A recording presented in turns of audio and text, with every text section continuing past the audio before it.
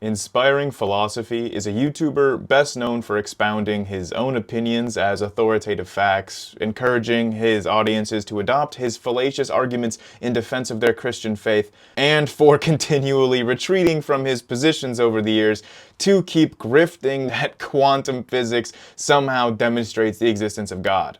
Given the evidence for an emergent universe and the fundamental nature of consciousness, the conclusion simply follows. If consciousness is fundamental, then it leads us to the conclusion God exists. So his entire idea is that there's something about quantum mechanics that says that me, you, my living room, it's all emergent from the mind of God. None of it is actually physically real.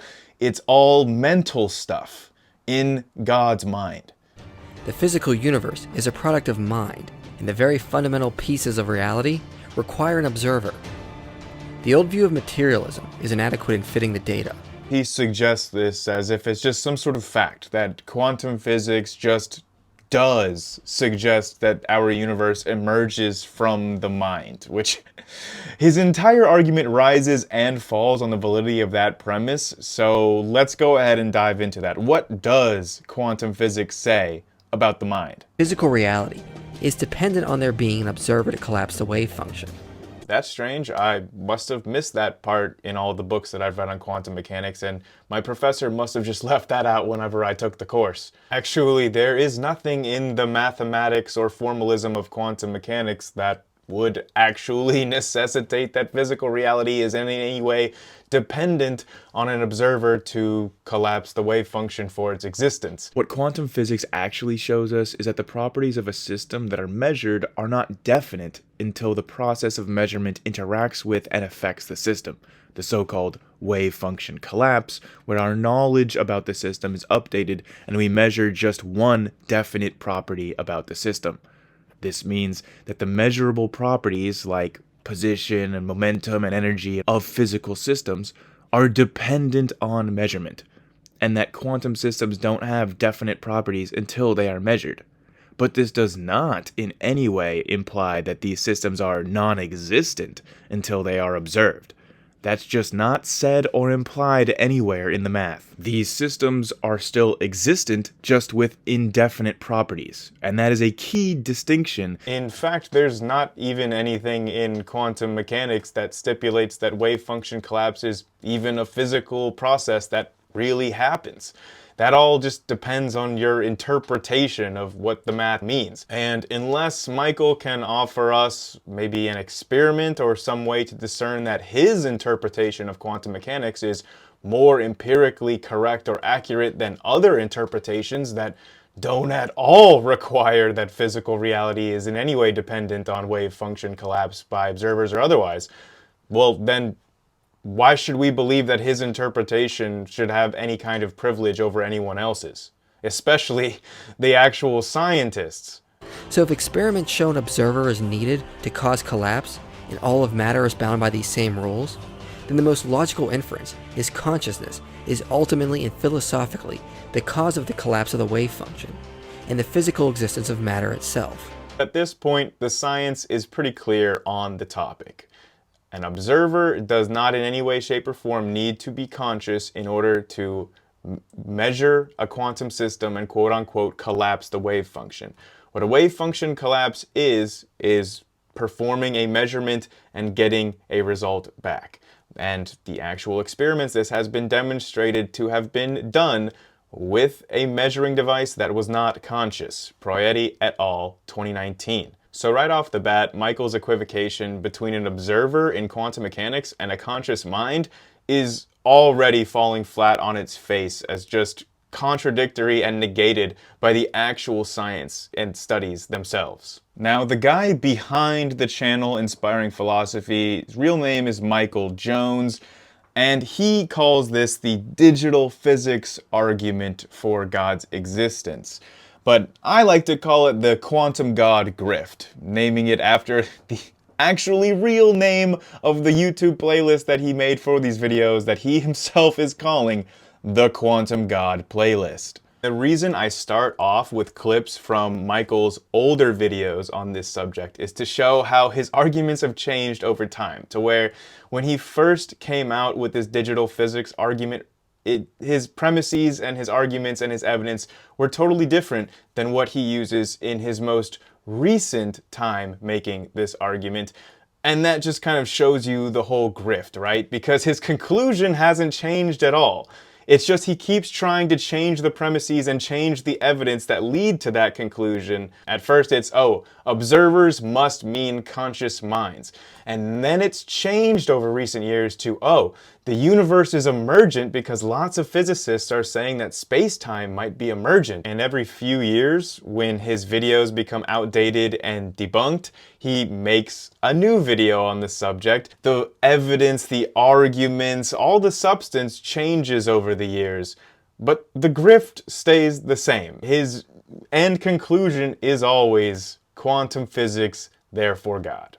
I mean, it's literally just the complete opposite of the way scientific reasoning is actually done. Now, Michael's original videos on the topic of this digital physics argument are over a decade old at this point, and I wanted to be charitable and use the most up-to-date versions of this argument that we could, because it seems like it's changed quite a bit over the years as he's continually retreated and moved the goalposts for this argument. The actual premises have changed from the initial version to the very latest version that I could find, which comes from a debate he had almost 4 years ago with James Fodor. On top of this being the most recent version of the digital physics argument that I could find Michael espousing, it's also the most succinct because he was forced to make all of his arguments and present his evidence in just the time frame of his debate opening. So it's the most efficient to debunk because it gets straight to the heart of his actual argument. So here's the argument. If the universe is emergent, it's emergent from a mind. The universe is emergent, therefore the universe is emergent from a mind. Now, from what I can tell, this does actually seem to be an original novel argument originating from Michael's YouTube channel, which means that in the current scientific and philosophical community, it is still quite a fringe argument that is unaccepted by the consensus of scientists. So Michael's going to have an uphill battle already trying to use the scientists and the philosophers who clearly disagree with his conclusions to try to provide evidence for them. But we all know that's kind of the MO for apologists and how they operate. And the fact that I find to be the most telling of his retreat from this initial position and this digital physics argument is the fact that he doesn't really seem to make this argument anymore. He hasn't made a video on this in like 6 years was the last time he added something to his Quantum God playlist, it seems. And the debate that he did with James Fodor, well, he got schooled so much in that debate and exchange that he really hasn't seemed to have done any kind of interaction with the digital physics argument again. In fact, he has done recent debates with prominent physicists, like Lawrence Krauss, for example. I'm trying to remember exactly why I agreed to do this, but I'm happy to be here. You'd think that such a chance would have been the opportune moment for Michael to present his ideas about digital physics and what quantum physics is actually implying about physicalism and materialism and the existence of God. I mean, Lawrence Krauss would have been the ideal debate opponent, right, to make that argument. He's an atheist physicist. But of course, Michael Jones did not want to make the digital physics argument against an actual physicist, an actual expert, no way. So instead, they ended up arguing about what's better for society, Christianity or secularism. So he's completely abandoned any sort of empirical or evidential or even like rational arguments for the existence of the God that he believes in. And now, lately, all of the debates that he seems to be getting into are just about whether or not Christianity is better for the world, not even if there's any evidence that it's true. So why even cover the digital argument if even Michael Jones himself, the guy that originated the argument, seems to have backed off from it and is no longer publicly defending it? Well, if we take a look at his channel, we can see that his videos on this subject are some of the most viewed on his entire channel over the last 10 plus years. And the way he tries to make his argument in these quantum God videos is emblematic of the same types of arguments, the style that Inspiring Philosophy has for all his videos, whether they're about Christian history or about archaeology or philosophy. His entire MO is to get a bunch of quotes from scientists, from studies, from philosophers that he thinks, oh, well, this aspect of what they're saying is similar to this aspect of what I'm saying. And he builds a sort of collage of all of these different quotations from other actual experts and then tries to piece them together in such a way that he can try to make it sound like they're all supporting his argument. But in reality, none of them actually support his actual argument. It's just the literal definition of cherry picking. Remember, the very first premise of his argument is that if the universe is emergent, then it is emergent from a mind. None of the scientists that he's going to be quoting from agree with that premise. But he's going to try to provide evidence from them to make it seem like they are supportive of that premise. And he provides 4 main lines of argument. This is where I talk about my first premise, and I'll argue it's the most likely explanation would be a necessary mind. And this is probably where most of the disagreement will happen. And I'll present 4 supporting arguments. So the first one is to look at the nature of reality and draw an inference to the most probable explanation. So if all of material reality can reduce to mathematics, properties, and abstractions without any reference to a material substance, then it can better fit with an idealist worldview. Okay, so first I'll address the quote mine that Michael has on the screen, and then I'll talk about what he is getting from that quote. Okay, so first of all, I find this to be a very weird argument about how quantum mechanics doesn't tell us about the underlying substance, like ontologically, that's fundamental. This is nothing that applies to just quantum mechanics. This is just something that applies to any of our mathematical or logical descriptions of anything at all. You can describe them independent of the specifics of what that thing is. So I don't know why this initial author is attributing this just to being some weirdness about quantum mechanics specifically. But for Michael to take these quotes and to somehow try to say that they're evidence for his claim that everything in reality is ultimately reducible to like mathematics or abstraction or properties, it just doesn't follow from anything that he's showing on screen here. I mean, there are many, many things that we ultimately have no mathematics or sufficient properties or abstractions to describe. Quantum gravity currently has no mathematical description. We don't know what properties it has, like what properties gravity has on a quantum level are currently unknown. We have no abstract concept of it even. Instead of, as on materialism, positing an undetectable material substance that gives rise to quantum fields and then particles and then somehow builds conscious agents, we should merely stick with what we know exists. Consciousness and a material reality that reduces to information. In other words, let's shave off all mind-independent objects and stick with what we know exists. Okay, so there are already several problems with this, but for starters, it's not part of the current materialist, physicalist paradigm of the world to posit that there is some underlying fundamental substance that gives rise to quantum fields. According to our current scientific understanding of quantum field theory, quantum fields are themselves fundamental. They're not composed of anything more fundamental. And that's the current consensus understanding of our best theory in physics, quantum field theories. So I don't know why Michael thinks that we have to posit this additional substance that gives rise to things that the current theory accepts as fundamental. Secondly, he says that it's much simpler and more parsimonious for us to just stick with what we do know and that we don't have to speculate about, like the existence of conscious minds. And that's all well and good and all until you go out and you look at the empirical evidence of the universe around us that shows us that there was a universe before brains evolved. So then what you have to do, right? Because everything that we understand about our universe is that brains are necessary for conscious minds in this universe. All of our evidence from everything that we know seems to suggest that. Once you start seeing things like the fossil record or the cosmic microwave background that are clearly indicating that there was a time before living things or even atoms existed in our universe, then it clearly we don't see any evidence for the existence of conscious minds there. And then in order to stick with this idealist paradigm where you start with the existence of conscious minds, then you must additionally posit on top of the things that you can verify to exist, like your own mind, you have to then additionally posit the existence of some sort of universe mind or something in order to give rise to existence before the evolution of brains and the minds of living things that we know about and can confirm the existence of. So really you are very quickly having to posit the additional existence of a new type of thing that we don't have any evidence for its existence, namely God and God's mind. You're having to just posit that that has to exist for your worldview to be consistent, when I don't.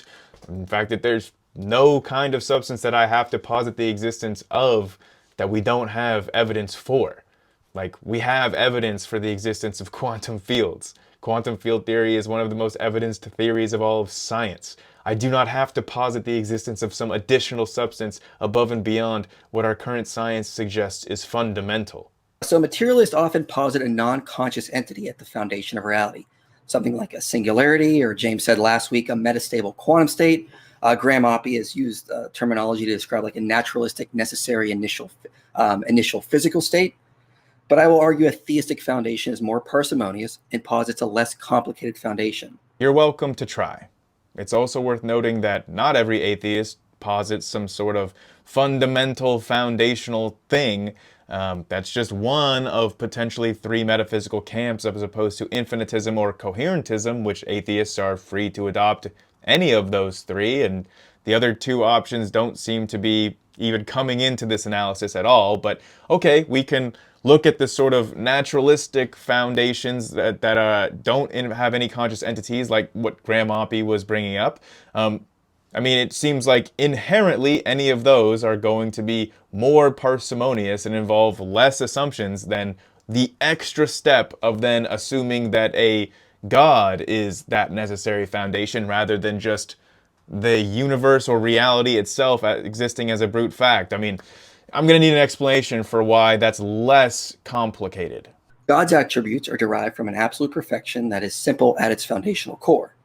Now, naturalism lacks this foundation and entails an imperfect foundation to account for reality. And this would mean one has to entail physical reality or some aspect of it with the complexity associated with, as a brute fact or necessary as is. And this is far more complex than a conscious being with a simpler ontology. Michael is trying to say that his concept of God is much more simple ontologically than a foundational brute fact existent reality. Because each one of the different properties of reality would need a brute fact level explanation of why reality is the way it is. But you're just passing the football and you have the exact same problem with your God. I mean, you just say God has a certain nature, but each one of the aspects of his nature is another brute fact. Oh, God just prefers order versus chaos because we're declaring that order is more perfect than chaos because it's a brute fact that it is the case. Like, each one of these things, when you interrogate it, you have just the same number of brute facts to explain theism versus naturalism, except you've got the extra brute facts about, hey, I'm positing the existence of this entirely other class of entities that naturalistic positions don't have. So can somebody square that circle? How is it ever going to be the more simple explanation to posit the existence of an entirely new category of thing with an entirely new set of properties that all need explanations, that all just seem to also be brute facts? It's not more simplistic. It's not more parsimonious. It's just an extra layer of bullshit. What the argument is that in 2009, physicist Dietrich Erich published a paper noting that our cognitive processes can be readily modeled using the mathematical formalism of quantum mechanics. And now that Michael thinks that he has sufficiently demonstrated that his worldview is more parsimonious than a naturalistic one, he's just going to move right on to his second point about quantum psychology. But before he does that, let's just think about, did he actually just justify his first premise that quantum mechanics seems to imply that the universe emerged from a conscious mind? Or just that the universe emerged from a conscious mind in general? No, I don't really see how claiming that a God as the foundational bedrock of reality is somehow more parsimonious, which again, I don't see how that's the case at all, and I don't think that he made a good argument for that being the case.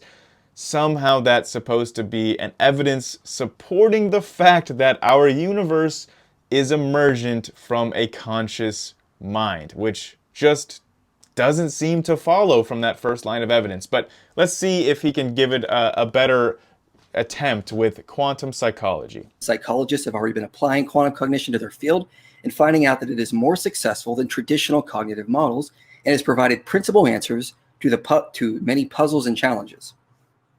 But what this means is that in our inner mental world of thoughts, qualia, dreams, and emotions can be modeled in terms of quantum processes. And these are the same processes we discussed that would give rise to space-time and matter. Somehow, this argument is even worse than the last one. Michael is basically just gesturing to the burgeoning field of quantum cognition, which uses quantum mechanical formalisms to describe certain cognitive processes in terms of like contextuality and interference.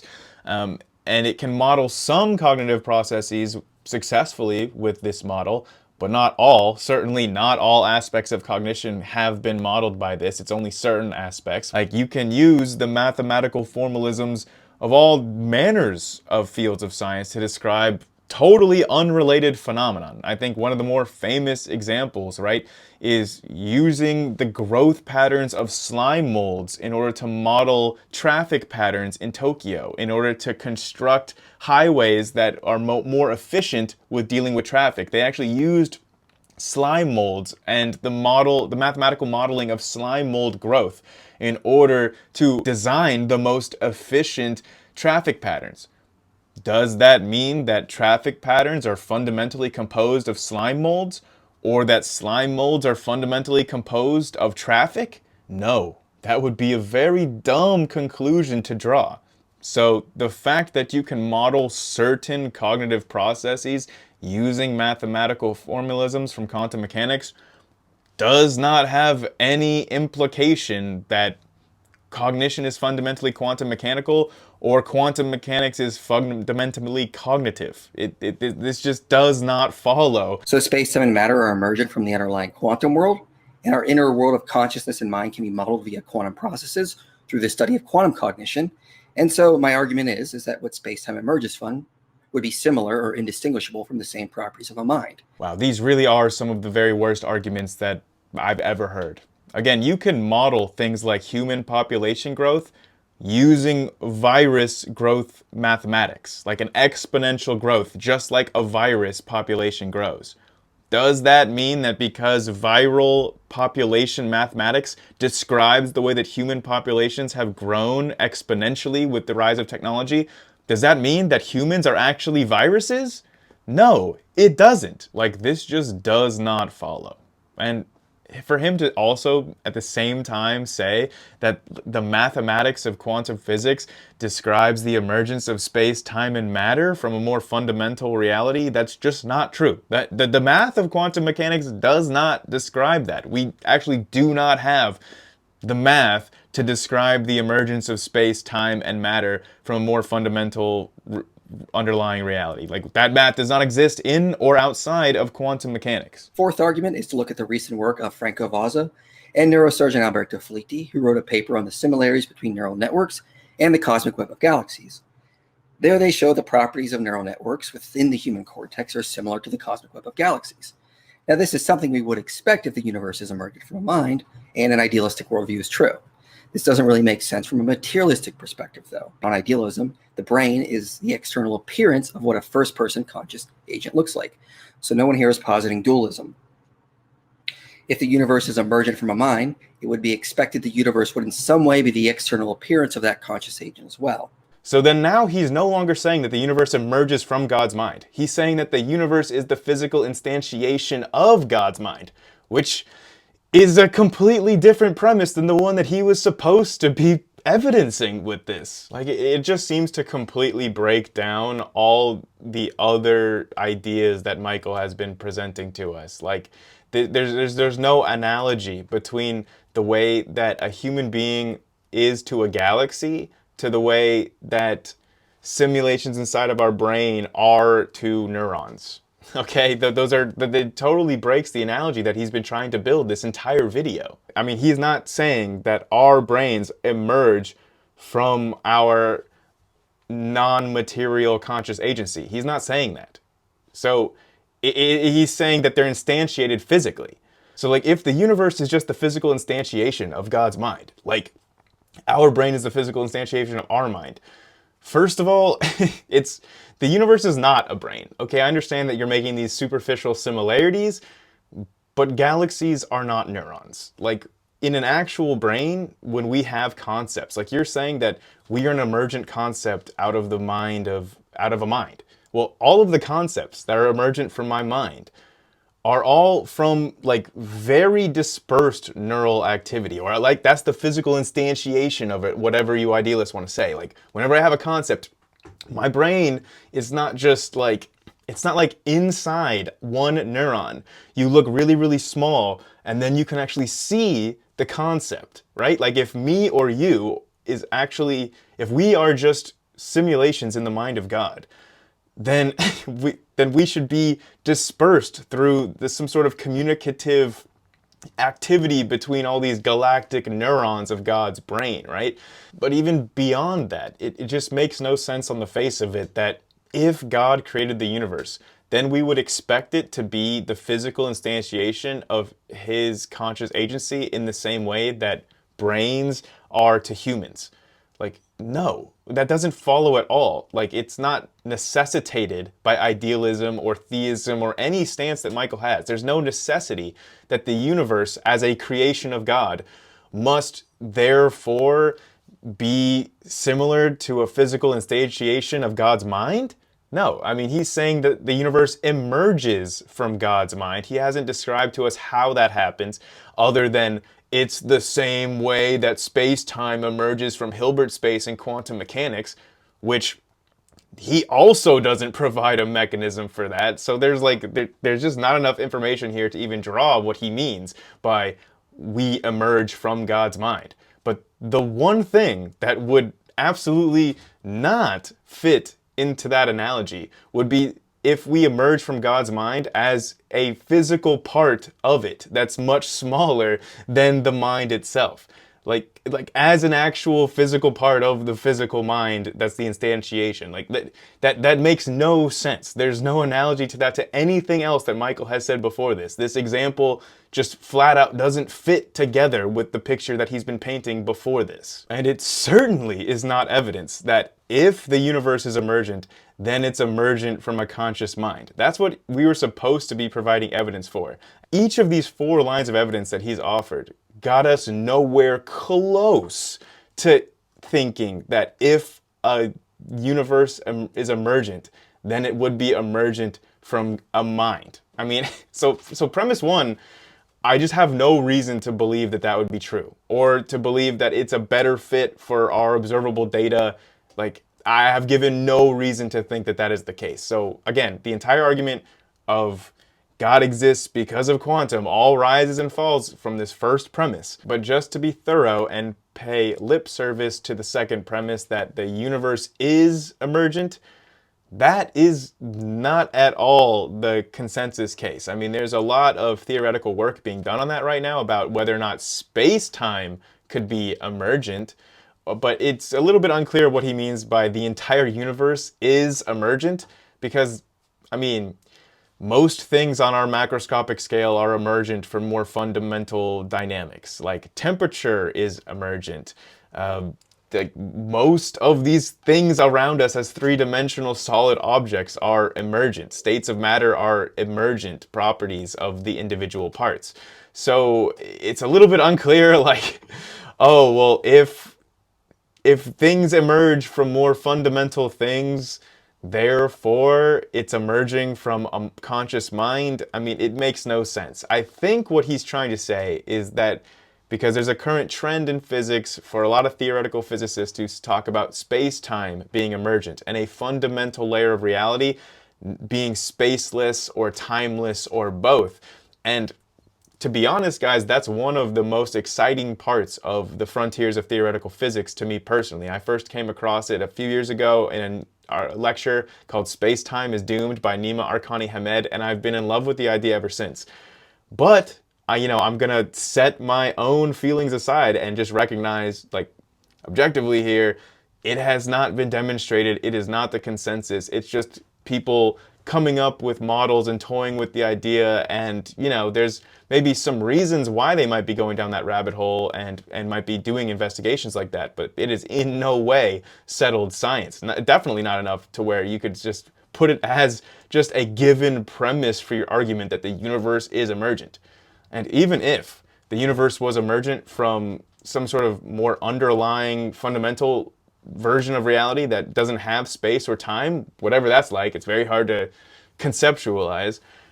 That doesn't imply that it is even supernatural, much less if it's a conscious mind of a deity. I mean, what the physicists are talking about with these ideas of holography and ADS-C of T correspondence and the emergence of space-time, like energetic causal set theory,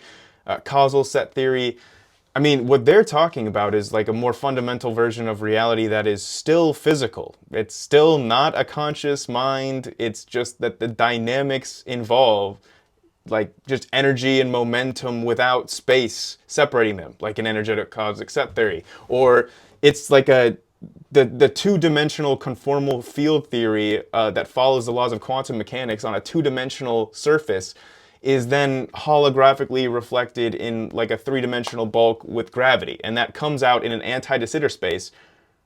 But our universe is not an anti-de Sitter space. Like, these are very fun physics ideas to think about. But there's no consensus about whether or not they apply, or if there's even evidence that suggests that they apply to our universe. They're just at the very frontiers of theoretical physics today. They're fun to think about, but definitely not evidenced enough for you to just accept them as a premise. But the reason I saved that to talk about at the end is because even if I were to just grant premise 2, it doesn't follow that the universe would therefore emerge from a mind, or be more likely to emerge from a mind.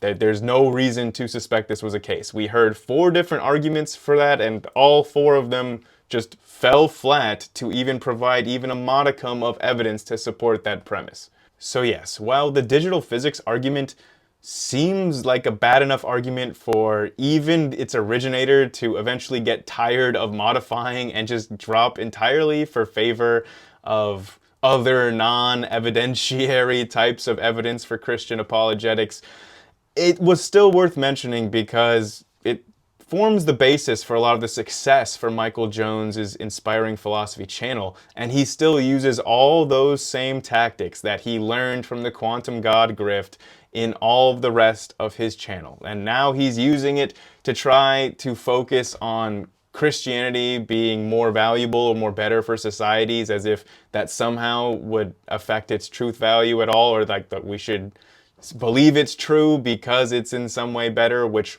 I definitely would not accept the premise of. But he uses his same kinds of strategies to argue for that position, where he'll just cherry pick a few different studies, a few quotes from some historians or something, and then say, look, all of these individuals are saying these things that agree with aspects of things that I'm saying, and therefore you must take them in totality to be strong evidence for the totality of my position that Christianity is superior for societies than secularism. He relies on quote mines from non-academic sources, and when he uses academic sources, he usually misrepresents what they actually say. And anytime you try to interrogate Michael on any of his claims, he will just automatically fall back into quoting somebody else as evidence for the position that he is putting forward that that person doesn't agree with. The Quantum God grift just keeps grifting by a different name.